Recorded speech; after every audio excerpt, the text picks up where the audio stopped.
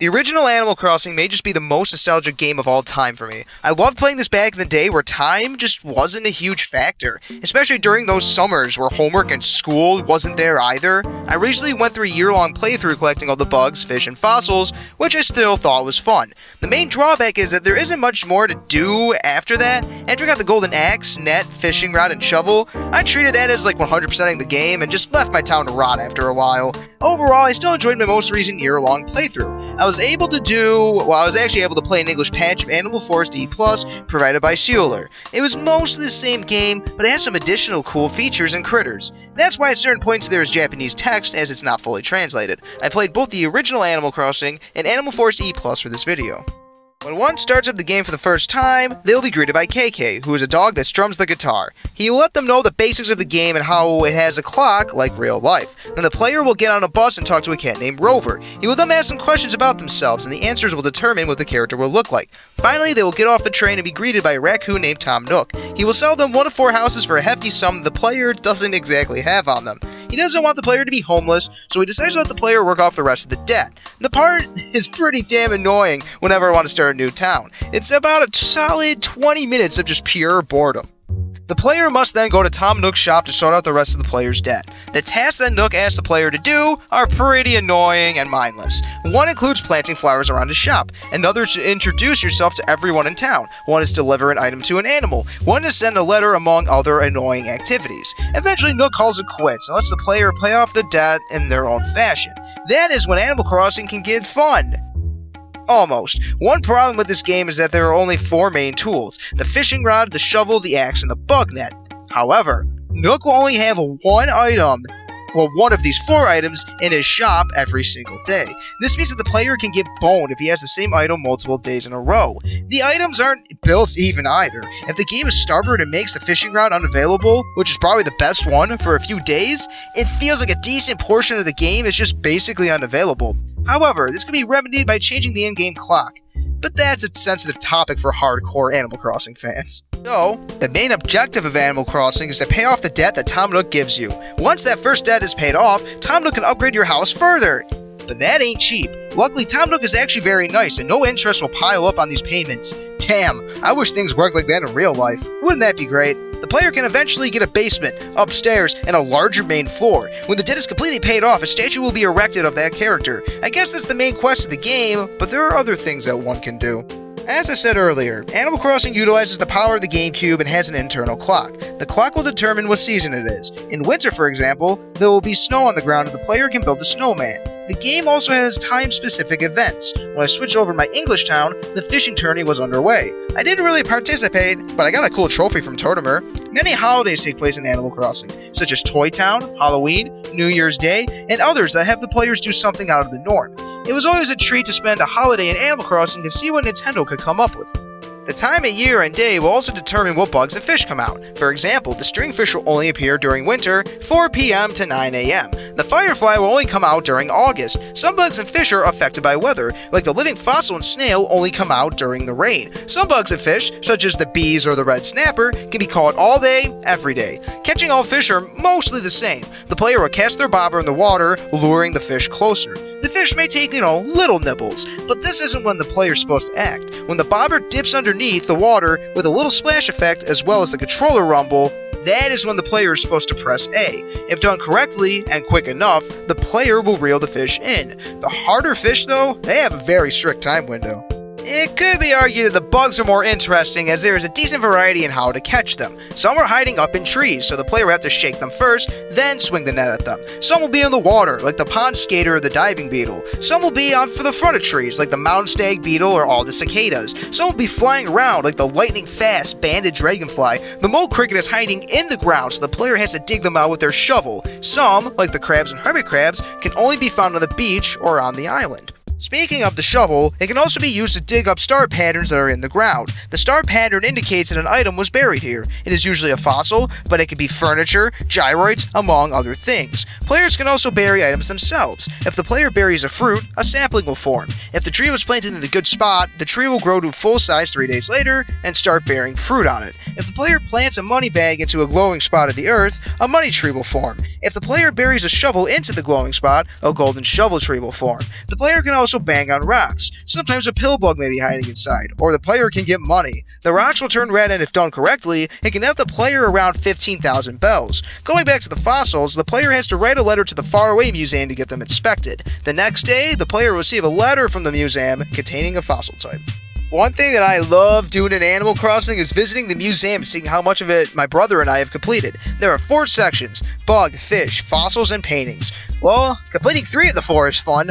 The one that is not is the painting category. They are just super rare in this game, which feels like one must alter the clock if they don't want it to take literal years. It seems like they are just treated as normal furniture, and that Tom Nook or Crazy Red will occasionally have one on sale. Luckily, I don't think forgeries are in this one. Whenever I catch a new bug or fish, I will always have the museum in my mind and donate it. If one can complete all 4 categories in the museum, they will get a cute little museum model that they can place in their home. My brother and I got 3 of the 4 down, but damn, getting those paintings just isn't as fun as the other 3.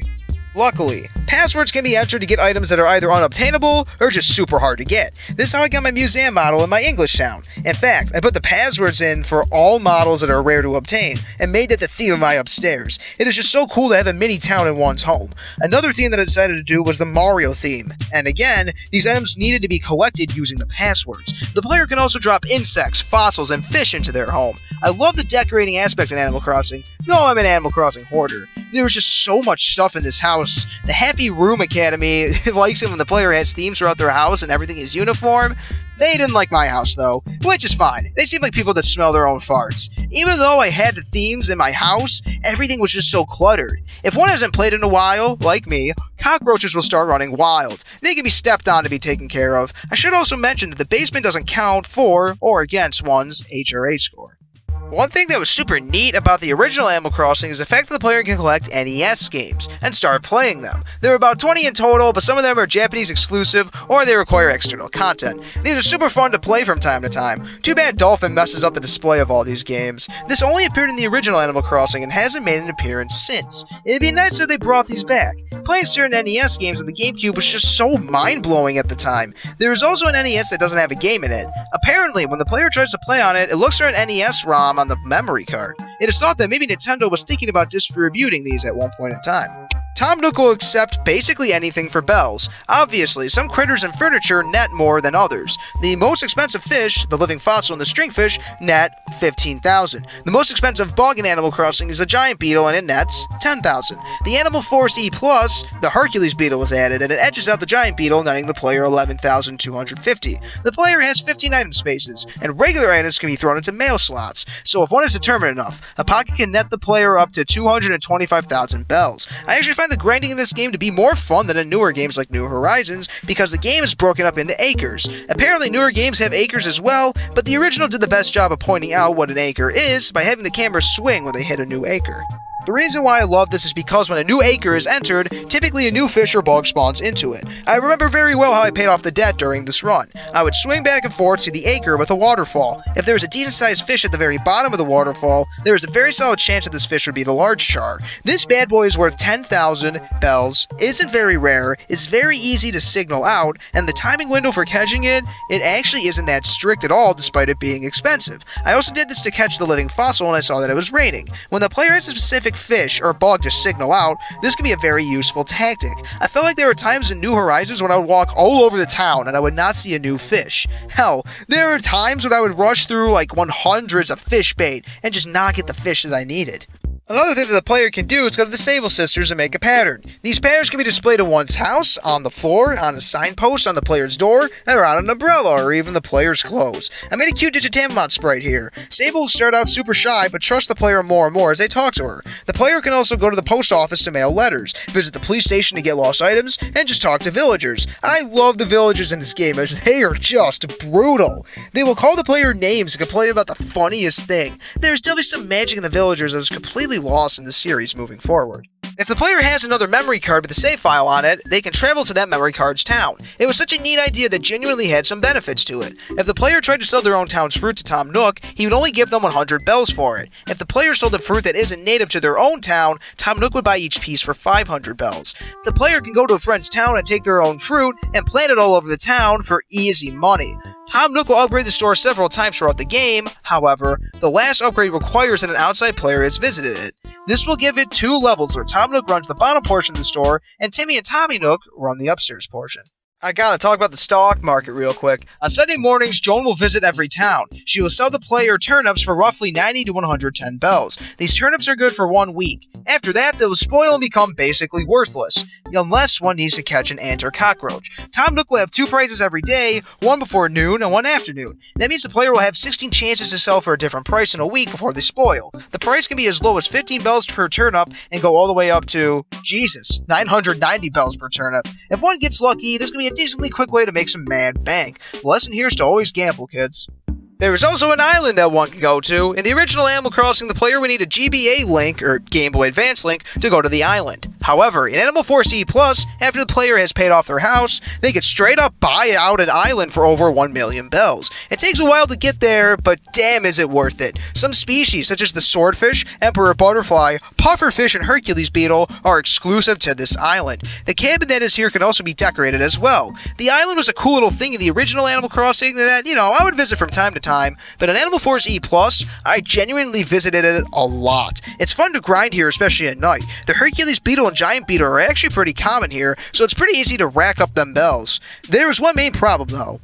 Sometimes the fish will spawn way too far from the island. Like here, a giant ass fish spawned at a point where my line just can't reach it. I can tell by the size of the fish, this was a swordfish. I really wanted to catch one for this video, but I was so low on time, so I'm just gonna have to leave it at that.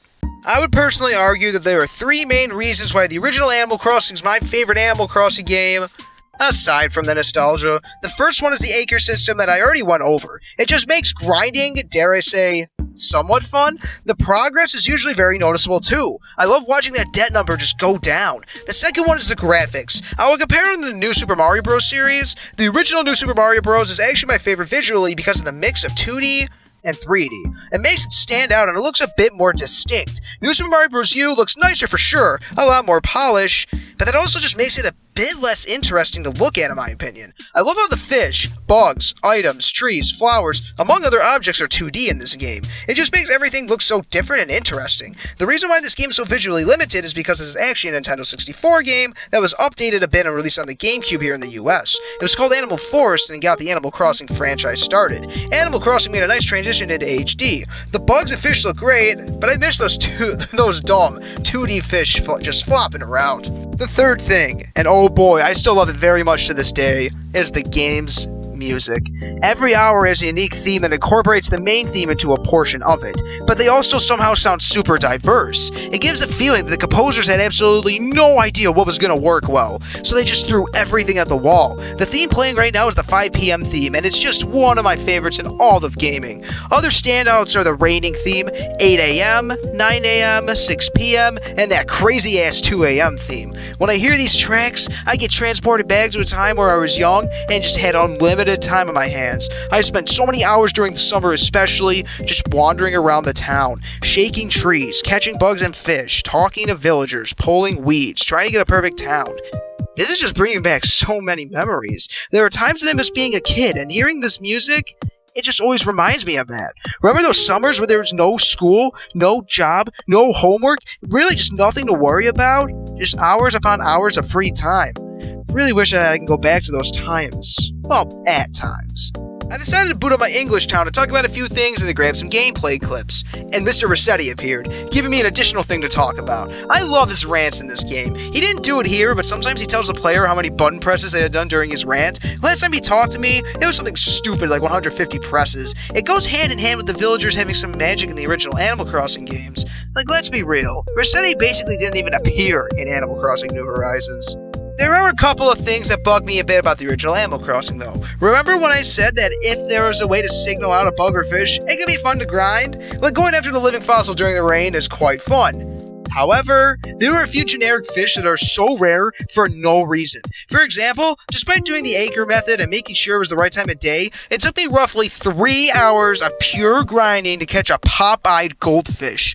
These guys are small fish in the river, along with 10 other fish. Going after the bigger guys, like the Arapaima, can be fun because they're so recognizable. But that flip side, that can be annoying. Another thing that is kind of annoying is the pocket space. 15 spaces really isn't that much at all, especially if one carries around the 4 tools. If the player decides to go on to a grind or a hunt and Nook's is closed, they're going to have to start dropping fish or bugs into their house or just call it quits for the night when their pockets get full. There's no way to place them outside like in Animal Crossing New Horizons.